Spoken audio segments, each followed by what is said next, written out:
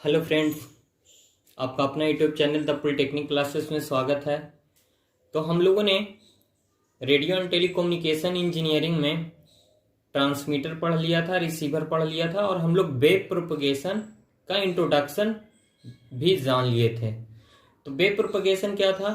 तो जो ट्रांसमीटर से इलेक्ट्रोमैग्नेटिक वेव को रिसीवर तक पहुंचने में जो प्रोसेस हो रहा था, जो electromagnetic wave transmitter to receiver तक जिस प्रोसेस के द्वारा पहुंच रहा था, वहां तक जा पा रहा था, उसी प्रोसेस को हम लोग क्या कहते हैं? तो वेव प्रोपगेशन कहते हैं। ठीक है, तो चलिए आइए हम लोग वेव प्रोपगेशन में क्या देख रहे थे। तो तीन वे थे: sky wave propagation, ground wave propagation और स्पेस वेव प्रोपगेशन। तो इन तीन वे के द्वारा हम लोग क्या कर पा रहे थे? तो ट्रांसमीटर से किसी सिग्नल को रिसीवर तक सेंड कर पा रहे थे। तो चलिए आइए इन तीनों वे को हम लोग जाने। तो सबसे पहले है हमारा ग्राउंड वेव प्रोपगेशन। तो चलिए आइए हम लोग ग्राउंड वेव प्रोपगेशन के बारे में जानते हैं। ग्राउंड वेव प्रोपगेशन का नाम से ही लग रहा है कि ये क्या होगा। यहाँ पे जो सिग्नल होगा, हमारा इलेक्ट्रोमैग्नेटिक सिग्नल होगा, वो किससे होकर के जाएगा? तो ग्राउंड सरफेस से होकर के जाएगा। तो इसमें क्या होता है कि हमारा इलेक्ट्रोमैग्नेटिक सिग्नल जो है ग्राउंड सरफेस से रिफ्लेक्ट होकर के हमारा ट्रांसमीटर रिसीवर के पास पहुंचता है। ट्रांसमीटर से जब सिग्नल को ट्रांसमिट किया जाता है तो वो सिग्नल जाकर के ग्राउंड सरफेस से टकराता है। रिफ्लेक्ट करने के बाद वो पुनः कहाँ जाता है? तो रिसीवर के पास। जैसे यहाँ पे TX है, यहाँ पे RX है। तो यहां से सिग्नल ऐसे, ये ग्राउंड सरफेस है, यहाँ पे आता है, यहाँ पे ऐसे रिफ्लेक्ट होकर के ये इस तरह से यहां से रिसीवर तक पहुंच पाता है। तो इसी प्रोसेस को हम लोग क्या कहते हैं? तो ग्राउंड वेव प्रोपगेशन। ठीक है, और इसी को हम लोग सरफेस वेव प्रोपगेशन के नाम से भी जानते हैं। तो चलिए आइए हम लोग देखते हैं ग्राउंड वेव प्रोपगेशन क्या है। तो the electromagnetic wave which propagate to the receiving antenna through the reflection from the earth surface is called ground reflected wave propagation. कह रहा है कि जो हमारा ट्रांसमीटर होता था, ट्रांसमीटर से क्या होता था? इलेक्ट्रिकल सिग्नल को इलेक्ट्रोमैग्नेटिक सिग्नल में करके उसको मतलब कि ट्रांसमिट कर दिया जाता था। तो वो जो इलेक्ट्रोमैग्नेटिक सिग्नल था वो कहाँ जा रहा है? तो वो प्रोपगेट हो रहा है। तो वो जो सिग्नल है वो किसके थ्रू प्रोपगेट हो रहा है? तो हमारा अर्थ सरफेस के थ्रू प्रोपगेट हो रहा है। तो अर्थ सरफेस से जाता है, रिफ्लेक्ट होने के बाद वो कहाँ चला जाता है? तो रिसीवर के पास चला जाता है। तो इस तरह से जो वेव का प्रोपगेशन होता है उसको हम लोग क्या कहते हैं? तो ग्राउंड वेव प्रोपगेशन कहते हैं, और इसी को हम लोग सरफेस वेव प्रोपगेशन भी कहते हैं। तो इसका देखिए, it exist in the range of 30 kilohertz to 3 megahertz. क्या होता है कि हर एक के वेव प्रोपगेशन का एक अपना अपना लिमिट है, अपना अपना रेंज है, फ्रीक्वेंसी रेंज है। तो ये कितने रेंज तक कवर करता है wave propagation, ground wave propagation? तो 30 किलोहर्ट्ज टू 3 मेगाहर्ट्ज तक। ठीक है, उसके बाद है the electromagnetic wave are vertically polarised. जो ग्राउंड वेव प्रोपगेशन है, तो जो ट्रांसमीटर से जो सिग्नल को ट्रांसमिट किया जाता है, रेडिएट किया जाता है, वो जो एंटीना होता है, ट्रांसमिटिंग एंटीना, उसमें जो इलेक्ट्रोमैग्नेटिक वेव का जो पोलराइजेशन हो पाता है, वो जो इलेक्ट्रोमैग्नेटिक सिग्नल में बदलने का जो प्रोसेस होता है, तो उसमें क्या होता है? ये वर्टिकली पोलराइज्ड होता है। तो ये इंपॉर्टेंट टर्म है, इसको आप लोग याद रखिएगा। 3 किलोहर्ट्ज से 3 मेगाहर्ट्ज ये जो फ्रीक्वेंसी रेंज है, इसको याद रखिएगा। ये सब VVI ऑब्जेक्टिव क्वेश्चंस में आते हैं, तो ये ध्यान में रखिएगा। फिर कह रहा है कि this wave tilts progressively and finally die which limit range of communication. क्या होता है कि ये जो सिग्नल जब अर्थ सरफेस से ये फॉलो करता है, रिफ्लेक्ट होने के बाद रिसीवर तक जाता है, तो इसको बीच रास्ते में बहुत सारे ऑब्स्टेकल से गुजरना पड़ता है, अवरोध से, जैसे पेड़ हो गया, पहाड़ हो गया, वगैरह ये सब। तो इन सभी, या फिर कोई भी मकान वगैरह, ये सब जितने भी टिल्ट हैं, इसको हम लोग क्या, इसके लैंग्वेज में क्या प्रयोग करते हैं? टिल्ट प्रयोग करते हैं। तो इन सभी से ये टकराता है, रिफ्लेक्ट टकराने के बाद क्या होता है? धीरे धीरे इसका पावर लॉस होते जाता है। तो ये क्या होता है? एक पार्टिकुलर रेंज के बाद ये समाप्त हो जाता है। टिल्ट होते होते इसका पावर लॉस होते होते एक समय ऐसा आता है कि यहाँ पे इसका पावर 0 हो जाता है और ये लॉस हो जाता है। तो वही कह रहा है कि this wave tilts progressively and finally die which limit range of communication. ठीक है, तो इसका हम लोग, इसका कम्युनिकेशन का रेंज है जो बहुत कम है, बहुत कम रेंज तक ये वर्क कर पाता है। तो चलिए ये देखते हैं आगे उसका range. These wave are surface wave which travel along the surface of earth. ये क्या है, तो सरफेस वेव है, कहने का मतलब ये अर्थ सरफेस से हो करके जा रहा है, इसलिए इसको हम लोग सरफेस वेव प्रोपगेशन भी कहते हैं। ठीक है, तो ये क्या होता है, तो ये अर्थ सरफेस के अलोंग ही ट्रेवल करता है। ठीक है, जिसके कारण से अर्थ सरफेस से अलोंग ट्रेवल करता है, तो क्या होता है, अर्थ सरफेस में इसका क्या होता है, ये इस सिग्नल के पावर का एब्जॉर्प्शन होता है अर्थ सरफेस के द्वारा, जिसके कारण से क्या होता है, power loss is due to ground absorption and tilting of wave.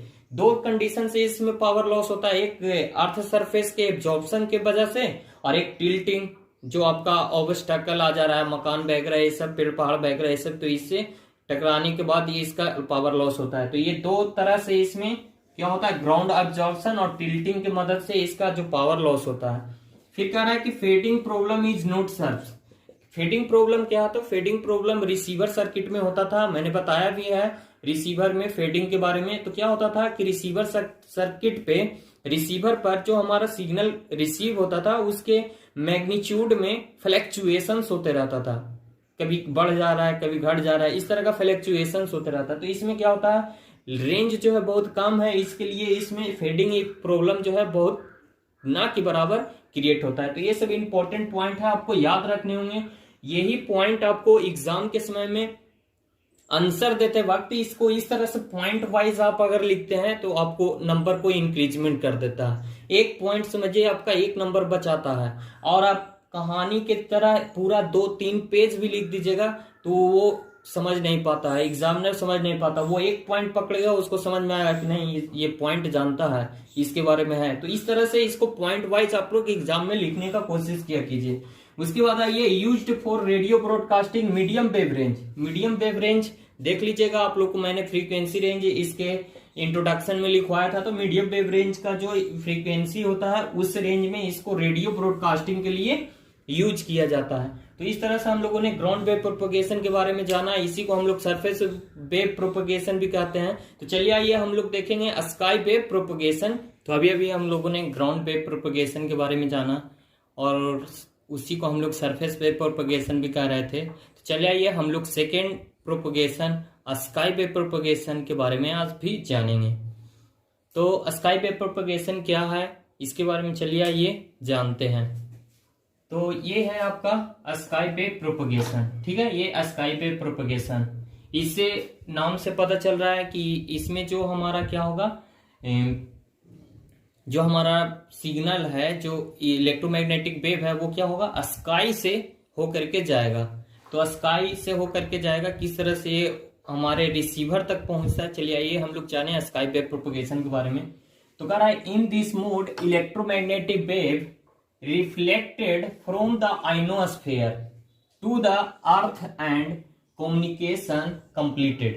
कह रहा है कि इसमें जो इलेक्ट्रोमैग्नेटिक सिग्नल्स होते हैं उसको स्काई में ट्रांसमिट किया जाता है, और वो सिग्नल्स इलेक्ट्रोमैग्नेटिक वेव स्काई में एक लेयर है जिसको हम लोग आइनोस्फेयर लेयर कहते हैं। उस आइनोस्फेयर लेयर से वो क्या करता है, जाता है और टकराने के बाद रिफ्लेक्ट होकर के वापस हमारा कहां पहुंच जाता है, तो रिसीवर के पास। और इस तरह से जो वेव प्रोपगेशन होता है उसको हम लोग क्या कहते हैं, स्काई वेव प्रोपगेशन। ठीक है, तो वही कह रहा है कि this part is called ionosphere and it is located above earth surface at about 70 kilometre to 400 kilometre height. ये जो हमारा आइनोस्फेयर वाला लेयर है वो कहां पे लोकेटेड है, तो अर्थ सरफेस से 70 किलोमीटर से स्टार्ट होता है और 400 किलोमीटर तक इसका मोटाई है। तो वो इतना मोटा लेयर है आपका अर्थ सरफेस से 70 किलोमीटर से स्टार्ट होता है। अर्थ सरफेस से इसका हाइट कितना है, 70 किलोमीटर, और 400 किलोमीटर तक ये उसका जाता है लेयर, आइनोस्फेयर लेयर का मोटाई।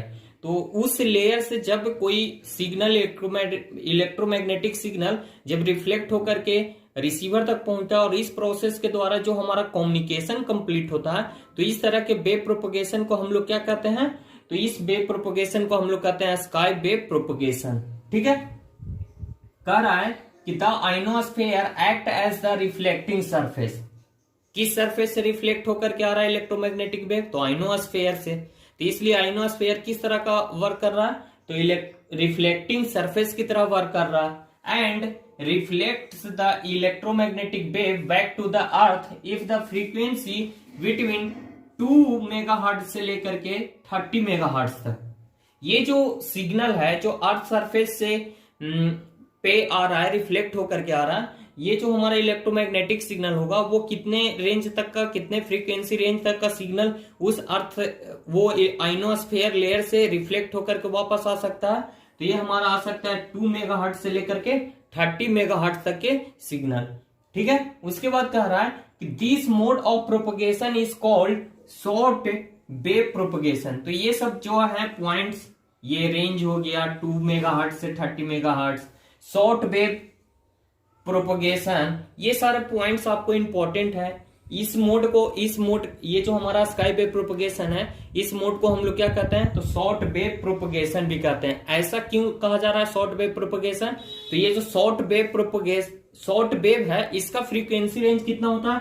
तो 2 मेगाहर्ट्ज से 30 मेगाहर्ट्ज तक। ठीक है, और इस मेगाहर्ट्ज तक के प्रोपगेशन को कह रहे हैं हम लोग स्काई वेव प्रोपगेशन में, इसीलिए इसको एक और नाम से जाना जाता है, क्या? तो शॉर्ट वेव प्रोपगेशन के नाम से। तो ये सारे पॉइंट्स जो है वो आप रिमेंबर रखिएगा, याद रखिएगा, आप लोग को ये बहुत हेल्प करेंगे ऑब्जेक्टिव क्वेश्चंस में। ठीक है, उसके बाद कह रहा है कि it is also known as ionospheric propagation. Ionospheric propagation इसी को बोल रहा है। क्यों इसको आइनोस्फेरिक प्रोपगेशन बोल रहा है? तो इसमें क्या हो रहा है, जो हमारा इलेक्ट्रोमैग्नेटिक वेव है वो ऊपर जब जा रहा है तो वो किससे रिफ्लेक्ट होकर के आ रहा है? रिफ्लेक्टिंग सरफेस की तरह कौन वर्क कर रहा है? तो आइनोस्फेयर लेयर। इसीलिए इस कम्युनिकेशन को, इस वेव प्रोपगेशन को हम लोग क्या कहते हैं? आइनोस्फेरिक वेव प्रोपगेशन भी कहते हैं। तो ये आप लोग VVI है, इसको ध्यान में रखिएगा। फिर कह रहा है कि using the sky wave propagation long distance point to point communication is possible and hence it is also known as point to point propagation.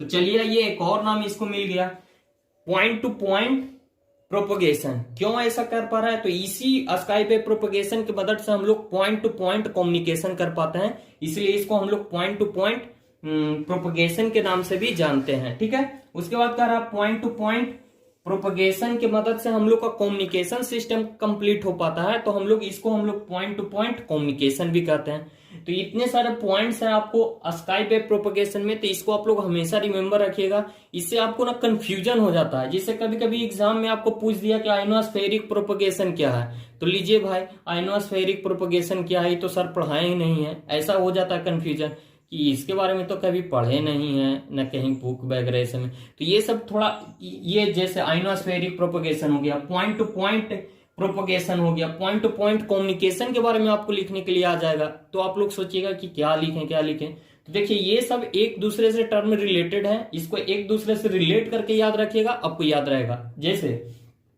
इसको हम लोग आइनोस्फेरिक प्रोपगेशन क्यों कर रहे हैं? क्योंकि आइनोस्फेयर से लेयर से वो क्या कर रहा है? रिफ्लेक्ट हो रहा है, इसलिए इसको आइनोस्फेरिक प्रोपगेशन कर रहा है। अब इसको पॉइंट टू पॉइंट कम्युनिकेशन या नहीं पॉइंट टू पॉइंट प्रोपगेशन क्यों कर रहे हैं? क्योंकि पॉइंट टू पॉइंट कम्युनिकेशन के लिए जो प्रोपगेशन हो रहा है वो किसके मदद से हो रहा है? तो ये आइनोस्फेरिक प्रोपगेशन से हो रहा है, इसलिए इसको हम लोग पॉइंट टू पॉइंट प्रोपगेशन भी कर रहे हैं। और इस पॉइंट टू पॉइंट प्रोपगेशन के कारण ही हमारा कौन सा क्या हो रहा है? तो point to point communication complete हो रहा है, इसलिए इसको हम लोग पॉइंट टू पॉइंट कम्युनिकेशन भी कह दे रहे हैं।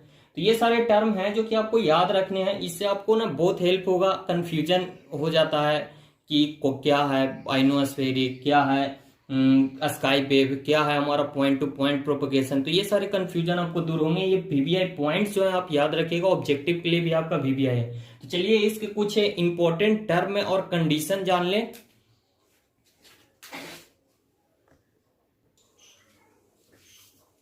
तो चलिए ये स्काई वेव प्रोपगेशन के कुछ इंपॉर्टेंट टर्म के बारे में जान लें। तो सबसे पहले इसका frequency range, it exist in the range of 3 megahertz to 30 megahertz.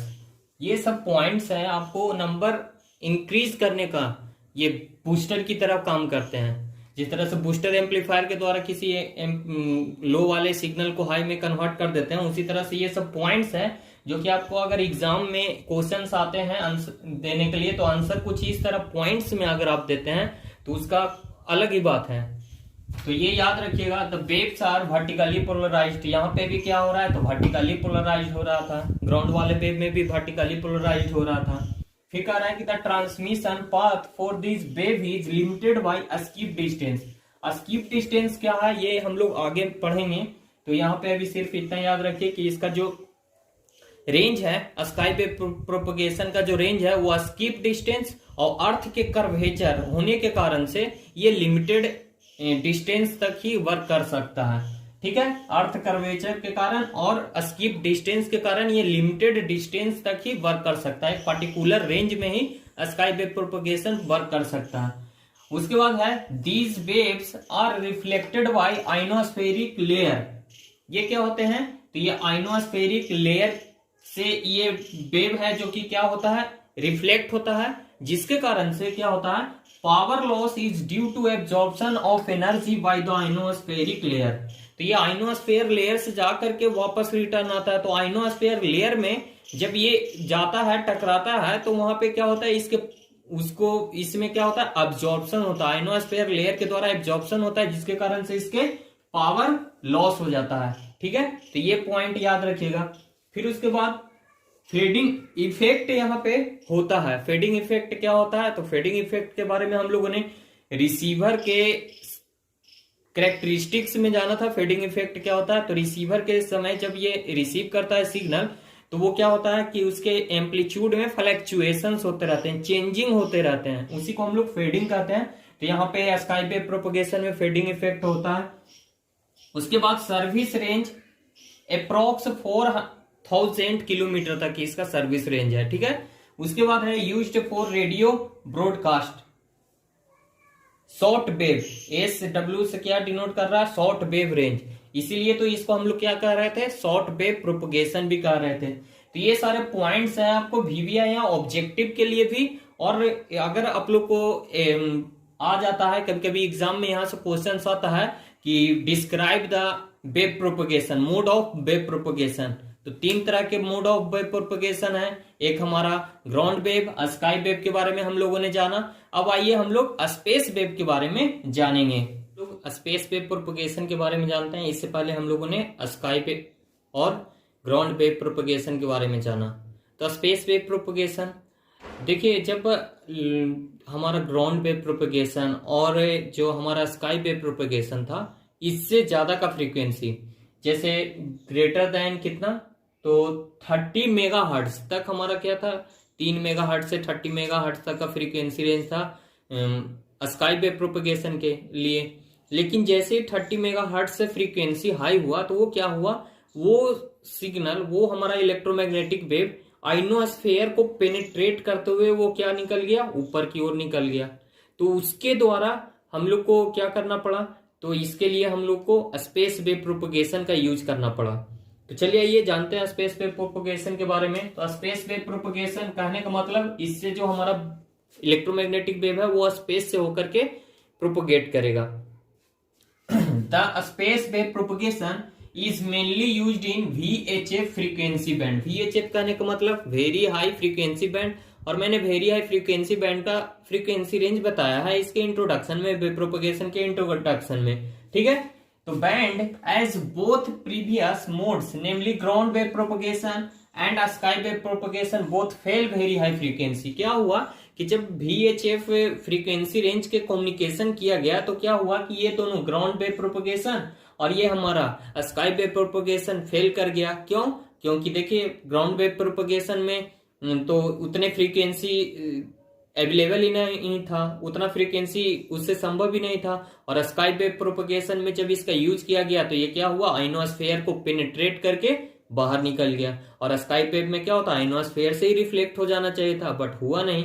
तो इसके लिए हम लोगों ने स्पेस वेव प्रोपगेशन का यूज करना स्टार्ट कर दिया गया। तो वेरी हाई फ्रीक्वेंसी। तो चलिए ये इस स्पेस वेव प्रोपगेशन के बारे में कुछ इंपॉर्टेंट टर्म के बारे में हम लोग जाने, जो VVI ऑब्जेक्टिव के टाइप में भी है और आपके लिए पॉइंट्स भी हैं, जो कि एग्जाम में आपको नंबर दिला सकते हैं अच्छे से अच्छे। तो इस तरह से आप लोग पॉइंट वाइज बना करके ही एग्जाम में लिखने का कोशिश किया कीजिए। It exist for frequency above the 30 megahertz.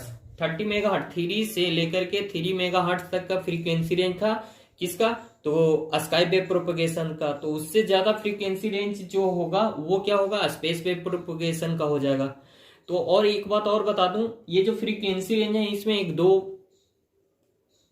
2 से 5 मेगाहर्ट्ज तक का आपको अगर वेरिएशन मिलता है, जैसे मान लिया जाए यहाँ 30 है, कहीं पे आप बुक में देखें वहां 35 मेगाहर्ट्ज लिखा हुआ, तो उससे आप लोग हड़बड़ाइएगा नहीं। क्या है कि अलग अलग तरह के प्रकाशन के बुक्स वगैरह ये सब में अलग अलग तरह के फ्रीक्वेंसी रेंज मिल जाते हैं, तो थोड़ा बहुत वेरिएशन होता है, तो उसको आप लोग ध्यान दीजिएगा।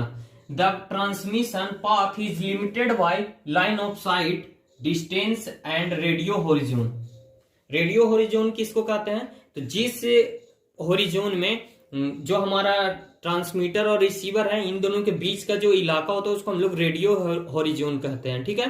तो इस स्काई वेव प्रोपगेशन में क्या होता है, लाइन ऑफ साइट की मदद से एक दूसरे से कम्युनिकेट हो पाता है। लाइन ऑफ साइट किसको कहते हैं, तो जब ट्रांसमीटर और रिसीवर दोनों के एंटीना क्या होते हैं, एक दूसरे के आमने सामने लगाए जाते हैं, आमने सामने, तो इसको हम लोग कहते हैं लाइन ऑफ साइट, ठीक है। इसके बारे में हम लोग डिटेल में जानेंगे, यहाँ पे सिर्फ इतना ही जानिए, हम लोग इसके बारे में लाइन ऑफ साइट के बारे में डिटेल से जानेंगे।